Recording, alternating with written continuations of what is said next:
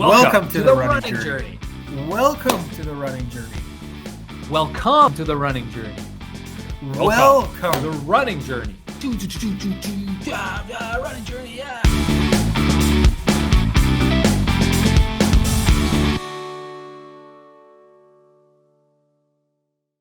Welcome to The Running Journey, a transformative podcast telling the story of two brothers faced with a very tough time in their lives that decided to do something about it, get healthy, get fit, and start jogging.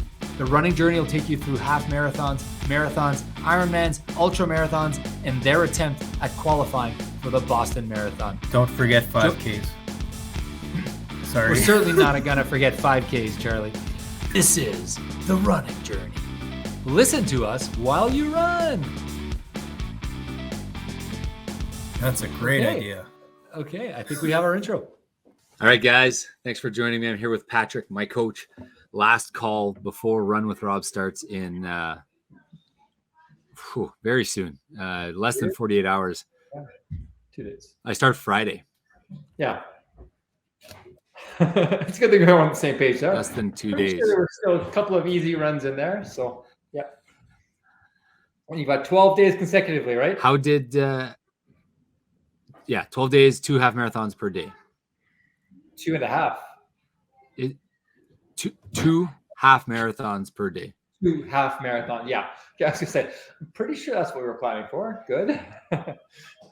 So I think I got most of the stuff figured out. Well, no, I definitely don't, because I've never done something like this. So, I mean, I don't really know what to expect or what I'm doing. But I had a couple questions for you. I wanted to ask you about shoes. What do you think I should do for shoes? Rotate them. Rotate through like 2-3 pairs? I would say 3-4 pairs? 3 pairs. Yeah. 4 if you have them. So you're running, different pair. Giving about 24 to 40 hour window between shoes. Because it does take that foam a little bit of time to decompress again. And you're going to be putting a lot of time in, lots of heel striking. So yeah, if you don't have all the shoes lined up, jump over to Big Sky Runners right in your neighborhood now on Taché. Get them to hook you up.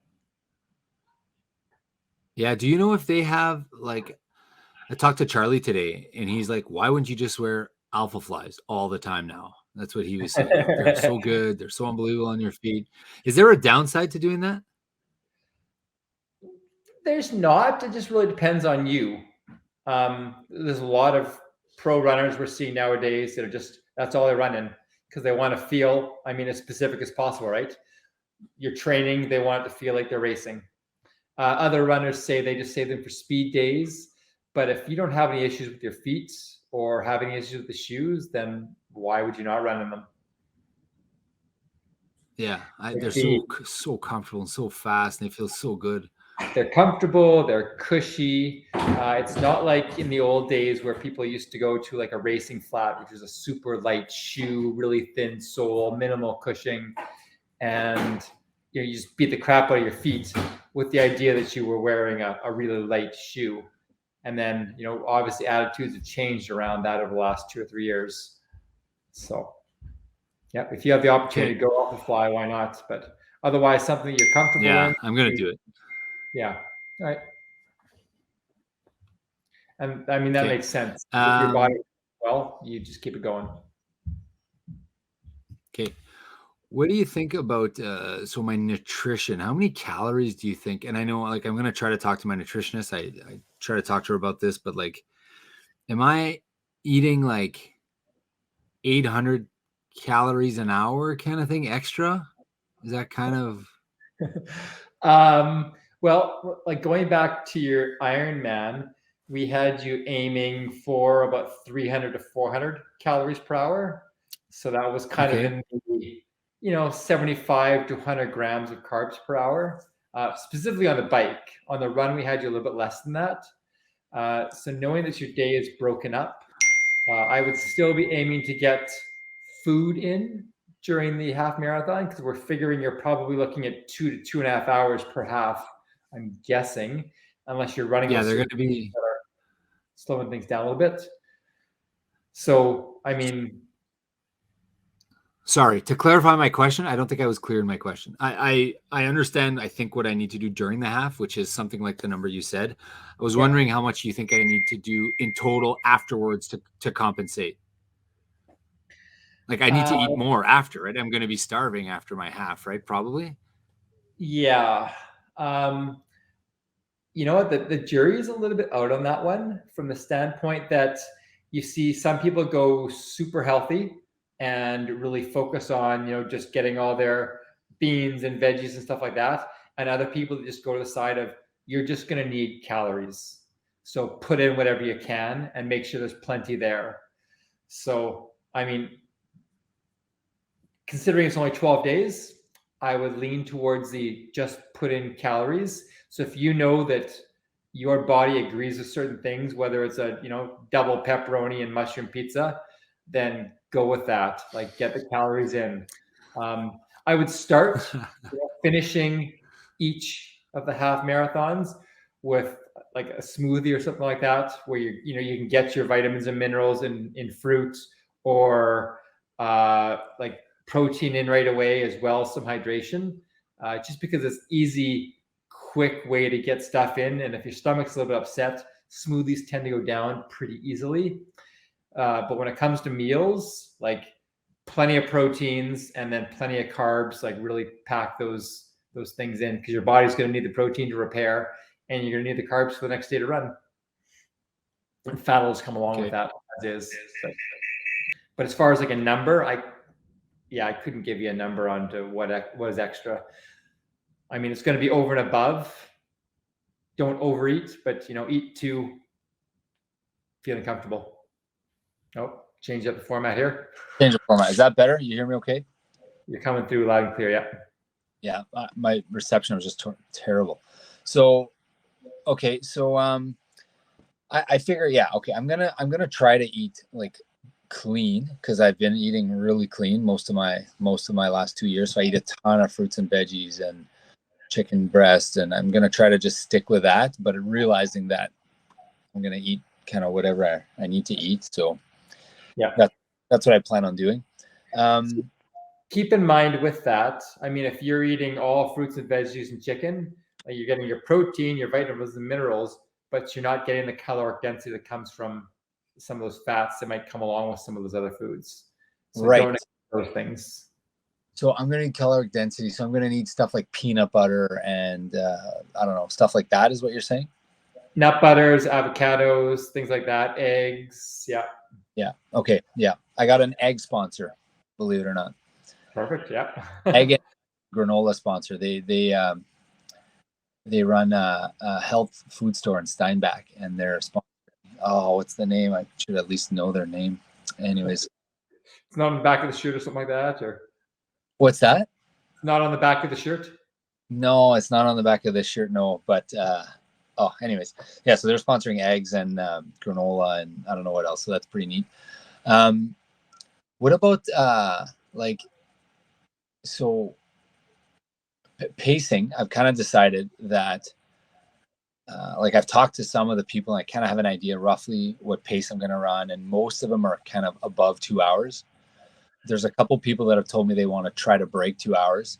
So, if I can help them with that. So that might mean at 2:20 in the morning and then at 1:57 or something in the afternoon. I think that's okay still for pace. It might be a little fast.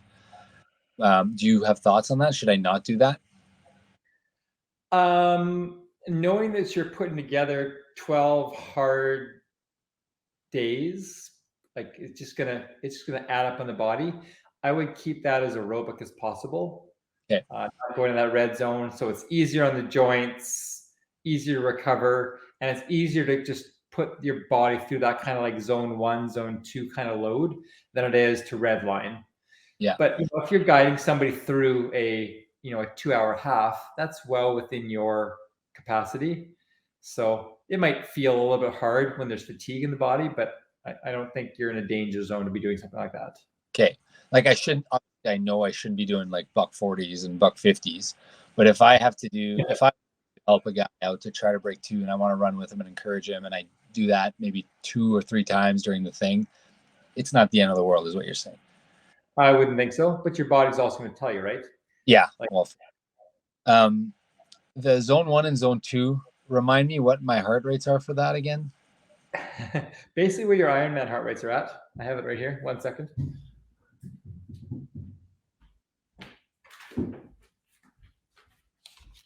Where are we? Black, Travis, Kelby.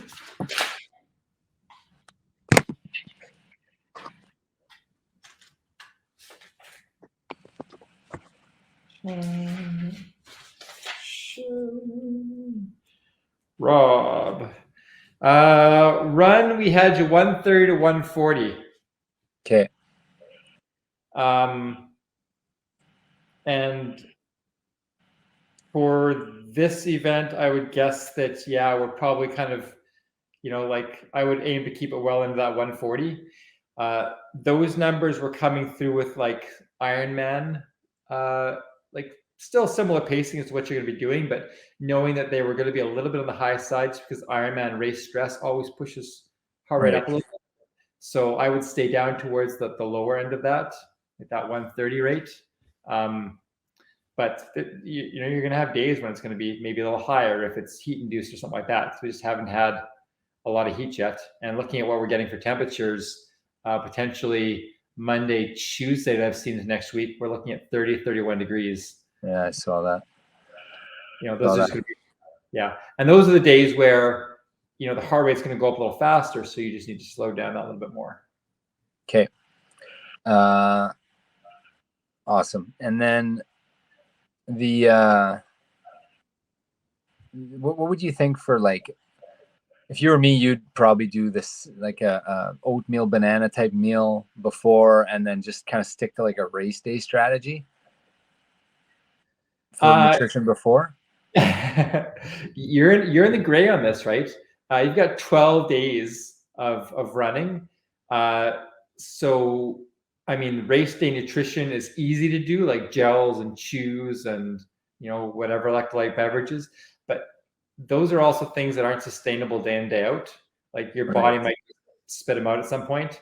So it's good to have those kind of things I think in stock and with you, but I wouldn't want to rely on them completely. Like you're going to be going at a pretty slow aerobic pace. So it's going to be, I know you really like Cliff Bars.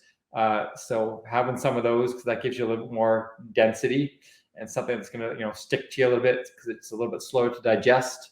I would keep some of the electrolyte drinks around, like the Scratch, like not the heavy duty super fuel, but more the hydration one, especially on days where you're going to be, sweat rates are higher if we get some heat in there, but not being afraid to put like some real food in, and in small amounts. But yeah, again, you're going to get some of that caloric density, whether it's nuts or nut butters and stuff like that.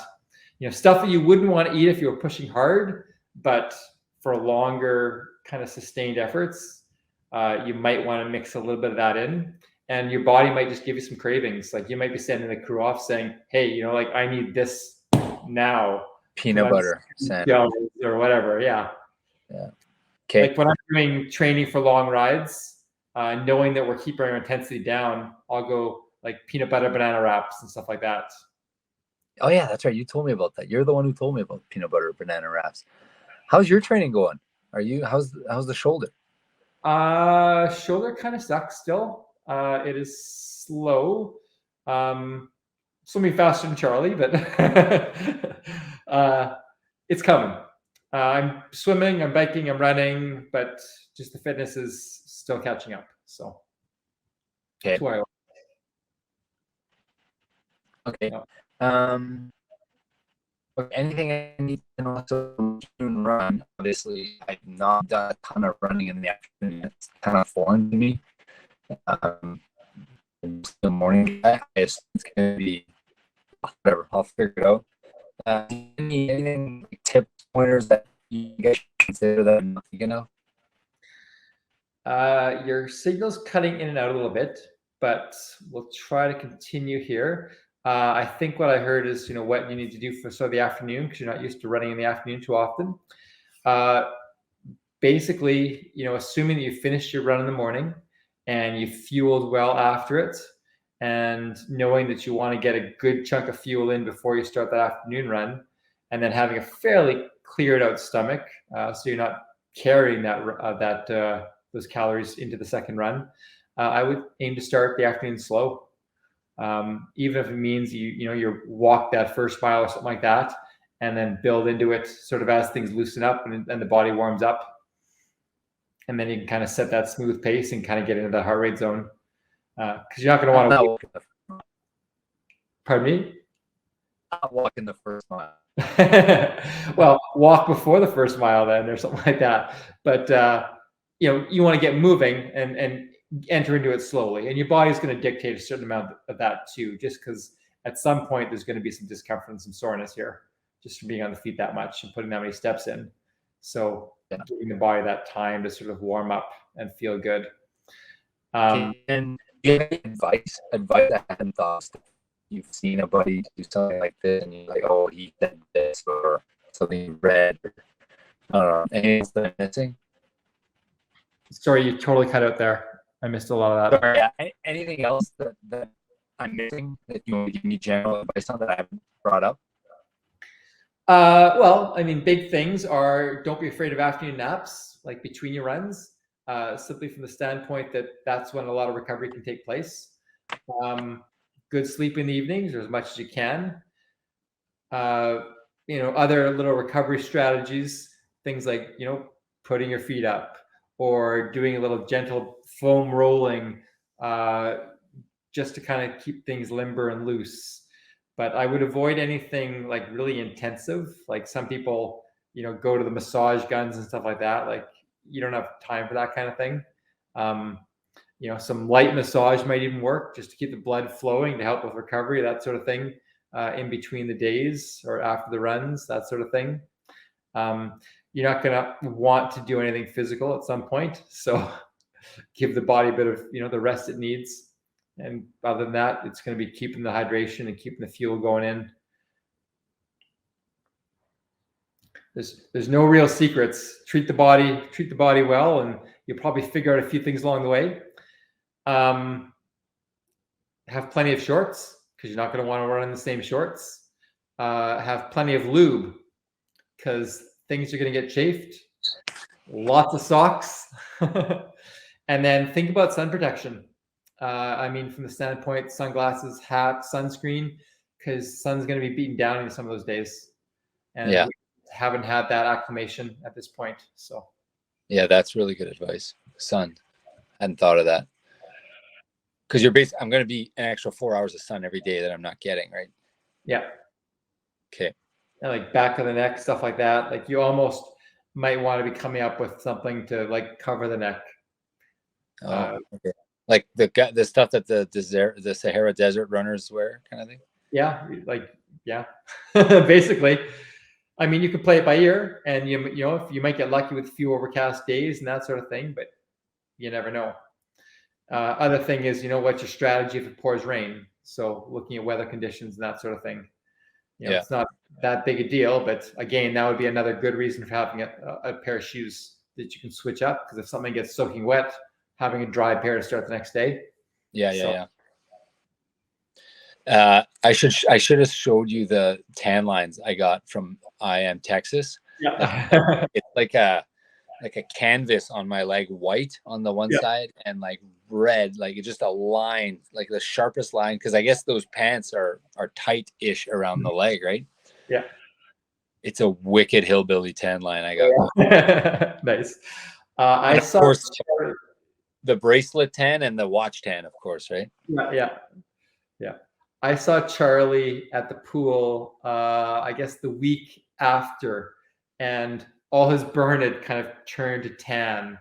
I was like, oh, Charlie, like you get that one step ahead of us in the summer. And he goes, oh, it hurts so bad. I don't think he lathered up enough. I lather up a ton, and I got kind of more Métis blood in me than he does. Like I'm kind of more I never burned kind of thing. And for me to have burnt on that, obviously I was outside all day, like in the sun, but I never, ever burn. And that was a bit of a burn.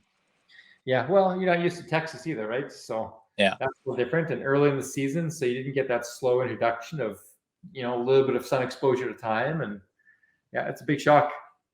Okay.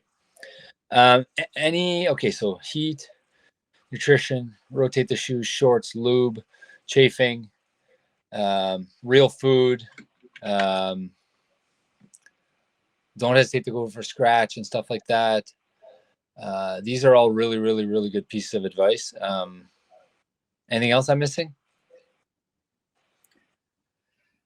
At this point, it's just a matter of putting those pieces together. And I think, the big thing is being realistic with pacing,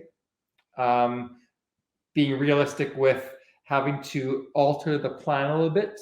Like if you're planning to start at 4 o'clock each day and either the body's not cooperating or the weather's not cooperating, maybe having a little bit of flexibility in there. I don't know how rigid your plans are with media or anything like that, but certainly those things could make a difference in how you feel within a You're day. gonna runs though every day, right? So you'll be able to give me some feedback, right? Yeah, I'll see everything coming through as long as you upload it. And then if you want to ask for more, by all means, as always, you can reach out anytime.